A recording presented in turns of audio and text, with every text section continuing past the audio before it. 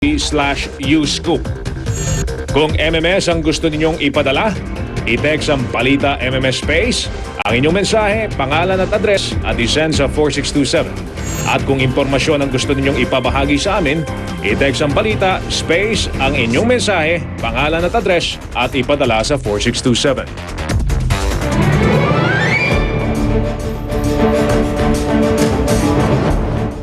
Pa rin po nataang panunuyo sa mga botante na mga kandidato sa pagkapangulo, nakatutok si Rowna Crisostomo. Tuloy ang panliligaw ni Senador Noynoy Aquino sa mga taga-Pangasinan. Nilinaw naman niyang naiulat niyang pahayag tungkol sa umano'y bantang people power sakaling matalo.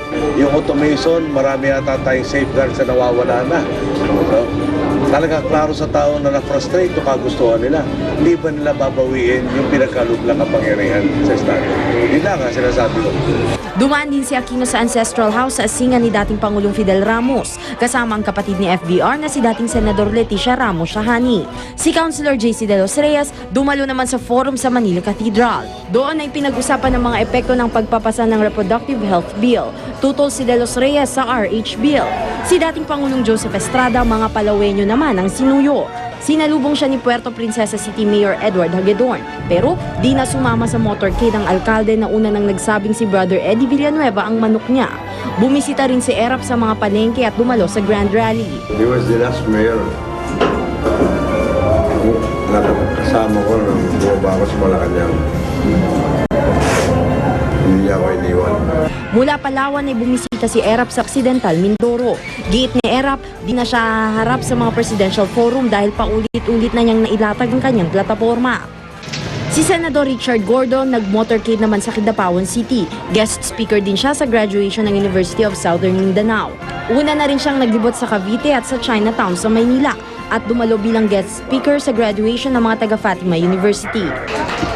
Dumalo naman si Senadora Jambi Madrigal sa math training na mahigit 400 estudyante sa Bataan. Sakaling manalo, maglalaan daw siya ng pondo para hasain pang talino ng mga kabataan. Kung manalo ko, bibigyan ko sila ng malaking funding para hindi lang yung mga may kayang mga magulang na nasa public school at private schools, kundi yung mga mas mahirap na mga bata na may talent rin sa mathematics ay pwede mag-abroad at lumahok sa mga mathematics contest.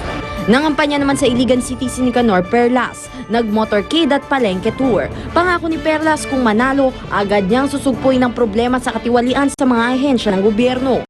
Habang si Gilbert Chodoro humarap sa mga lokal na kandidato at mga taga-suporta sa Quezon City. Binigyang diin ni Chodoro, hindi dapat patulang ang mga agam-agam ng failure of election o no proclamation scenario. I wouldn't speculate that far. You know, it's hard. You know, ang focus dapat natin, sino manalo sa eleksyon. Dapat manalo tayo na eleksyon. Pagkatapos mag-speculate tayo ng no pro. Mula Quezon City ay nangampanya naman si Chodoro sa Lingayen, Pangasinan at Tarlac. Si Brother Eddie Villanueva nangampanya naman sa Albay. Giit ni Villanueva, tuloy ang laban sa gitna ng usapin na kinausap siya umano ng isang katunggali para iatras na ang kandidatura. Muli niyang iginiit, hindi dapat paniwalaan ang mga survey. Use your prayers and discernment, examine, evaluate the qualifications of the candidates. Sa Tuaw, Cagayan naman, nagtungo si Senador Manny Villar, nagdaos ng political rally at hinarap ang ilang lokal na kandidato. Ito'y matapos suyuin kahapon ng mga taga Santiago City, Isabela. Habang tumatagal at naunawaan nila yung issue at kakayahan namin, ay lalong umiinit ang pagtanggap sa aming grupo. Rowna Crisostomo, nakatutok, 24 oras. Chika Minute!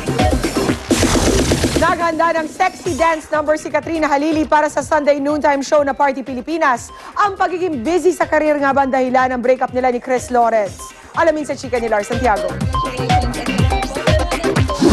Kabang-abang ang gagawing number ni Katrina Halili sa Party Pilipinas sa Linggo. Regular nang mapapanood si Kat sa pinakahihintay na Sunday noontime show ng GMA. Nag-rehearse na si Katrina at ang mga kasama niya sa ilalim ng Hollywood choreographer na si Fusion. Pangako ni Kat, talagang sexy ang mapapanood sa kanila sa Linggo. Sexy po, kasama ko dun sa prod ko sila, Jackie Rai, si Iwa, si Era. Magpapainit ang tanghali nila tuwing Linggo. Karirang priority ni Katrina ngayon. Ito raw ang dahilan kung bakit nakipaghiwalay siya sa nobyong si Chris Lawrence. Hindi raw totoong third party ang dahilan ng breakup. Gusto lang daw niyang makapag-concentrate siyang mabuti sa kanyang showbiz career. Siguro mas naalagaan ko yung sarili ko, yung career ko, yung trabaho. Yun nga, mas focus ako sa trabaho ko, kaya mas ginusto ko maging single. Mahigit isang taon ding naging sina Katrina at Chris at aminado ang aktres na hindi madaling kalimutan ang isang lalaking kasimbait ng dating nobyo. Siyempre nami-miss ko naman yung tao, di ba? Pero hindi naman kailangan madaliin lahat eh. Okay naman kami as friends. Ako kasi, yun lang talaga yung mga offer ko ngayon, friendship lang. Kasi, syempre di naman ako bumabata, tumatanda na po ako. So gusto ko naman enjoy yung mga opportunities na dumadating. Lars Santiago, updated sa Showbiz Happening. Marami pang chika, tutok lang. Susunod! Bata patay matapos di sinasadyang mabigti sa duyan. Bagong binibining Pilipinas World. Nagkwento ito sa simpleng buhay niya sa isang isla. At Justin Timberlake bumisita sa Pilipinas. Tutok